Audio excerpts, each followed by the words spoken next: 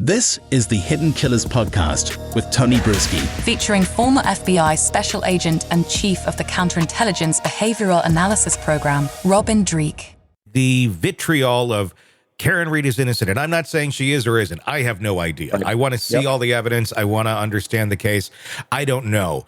But it is bizarre to me that it seems that people can't just kind of grasp the idea that maybe this was an accident, but they're so dug in on, she didn't do it. She didn't, like, well, look, anyone could have done this. It's not that crazy of a prospect to have hit somebody when you're drunk and maybe not know it, maybe kind of know it. She seemed to kind of know it, especially when you look at the testimony of the Canton firefighter and paramedic, Timothy Nuttall, who reported hearing a woman at the scene, which he initially recalled as, I hit him.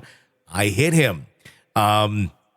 guess tone and candor have a lot to do with that. I mean, if it's said of, I hit him, or I hit him. I mean, that really kind of makes it either a question, a statement, or I don't know really what it could be. Someone who's in kind of a state of shock and drunk at the same time. So you have such conflicting stories, but why is it that we can't look at this and go, maybe this just did happen? It was an accident. Well, I think no matter what happened, it was an accident. Yeah. And especially when you look at the parents of the dead officer in the courtroom, you see the pain and anguish there that people would keep forgetting that, hey, someone died and it was a tragic death. And so that's part of the equation as well. And I thought the firefighter's testimony was really powerful and really good and really accurate. I think he, and they would generally say, firefighters are usually more objective. They're the great testimony because they don't have a skin in the fight. They're literally just there on scene as first responders. And so but what also struck me in the same moment though was, and this is where I think it gets confusion for people. That's why I really think you have so many people that were not in their right mind with being inebriated, that they don't know what they were saying or doing, because at the same time, if she intended to or actually did hit him, she then tried resuscitating him, because it was, he testified, the firefighter testified, she had blood on her face, from trying to do, mouth-to-mouth resuscitation. That's not the act of someone who doesn't care for someone else. So that was also an interesting thing. I mean, can you imagine how it would be if she didn't have that and she made that statement? So that's what I mean. So there's a lot of tragedy in this one. That's all we can really say. It is. And it's a weird one, because if she gets off on this, if they find her not guilty, are they going to continue an investigation? Is there going to be an investigation into who actually did this? Because, I mean, the jurisdiction there would be the one that, clearly is saying, no, we had nothing to do with this.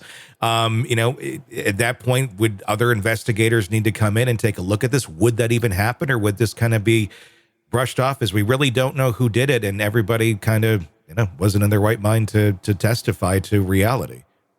Really comes down to prosecutor's office, investigators, and this is the way law works. Just because someone's found innocent doesn't mean they're not guilty, or they're not guilty and innocent. Just so tragic mistake, and I think they're all involved.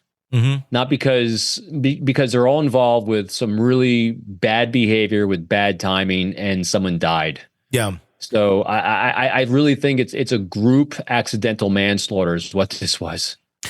Yeah, it not necessarily conspiratorial, but because you have people in the house Googling about how long to die in the snow or something of that nature. So there's like some sort of consciousness within the house that he's out there. But we never have heard anything quite about that yet. Maybe we'll find more out about that as to why that was ever Googled. I mean, it could be innocent of, well, he didn't show up for the party. I wonder where he is. Did he trip? Did he fall somewhere? Do we know what's going on? Not necessarily knowing he's out on the front lawn dying. As far as the evidence goes that you've seen thus far, where do you think this thing is turning to? Do you feel that the conspiracy route, or the route that Karen didn't have anything to do with it. Maybe they did, but we don't have enough to say. Or look, Karen probably did this and just, doesn't want to own up to it, or doesn't, even realize that she did.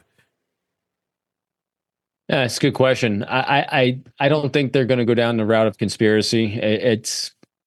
I think that's a tough one to go down. And I think, just like in many of these cases, I think they're going to really go at beyond a reasonable doubt. And there's reasonable doubt that, she was the one that was behind the wheel, or was manifested his death, because there's reasonable doubt there. Yeah. Could she have? Yes. Could someone else have? Yes. Could there's in other words, there's a lot of could haves. Yeah. And so unless we start seeing some really good hard evidence that direct points us in a direction that is beyond a reasonable doubt for a jury, I don't see it going that way. I think you have reasonable doubt no matter who's being tried here, quite honestly. That's why I'm saying I think we have a group collective accidental manslaughter. Yeah. But how do you, which is called a tragic accident. Yeah. And that's what it is. I mean, how do you prove that if nobody's willing to, or even has, I guess, maybe even aware that they were involved in something like this? I don't know. I feel like somebody should know something, but when your brain's inebriated in any way, and it becomes very susceptible to other inputs, and if you are half in your right mind and a tragedy happens and someone says, well, it was probably this, we need to kind of get around this, it was around, so you start having this input, and as you now come to, you're thinking to yourself, was I awake? Was I asleep? What was that? Oh, so this is what happened. So then you start having some groupthink taking place of what transpired, and that groupthink becomes your actual memory. And so I don't guarantee. I believe this very firmly that everyone that is saying what they're saying truly believes that that's the truth. Yeah. Because they had a lot of bad behaviors that evening that led to this. Yeah. I'm hard pressed to think it's a conspiracy, but that being said, just because it's not a conspiracy doesn't mean that you don't have a camaraderie and a fellowship between officers. I mean, that's huge. There's a lot of pain and suffering. Anytime you have pain, suffering, and a challenging lifestyle, the people inside that lifestyle tend to bond very, very closely. And so if that department has that kind of bond, which many of them do, your first reaction is to kind of not circle like it's us against the rest of the world, but, support is a better word for it. You tend to support each other. And I think that's what we're seeing. Want to listen ad-free? Want advanced access to all of our interviews before anyone else? Become a True Crime Today Premium Plus subscriber on Apple Podcasts. You get every episode commercial-free. So you can binge on true crime until you can binge no more. Search True Crime Today Premium Plus on Apple Podcasts now, or go to our podcast page and sign up now. More of the Hidden Killers podcast next.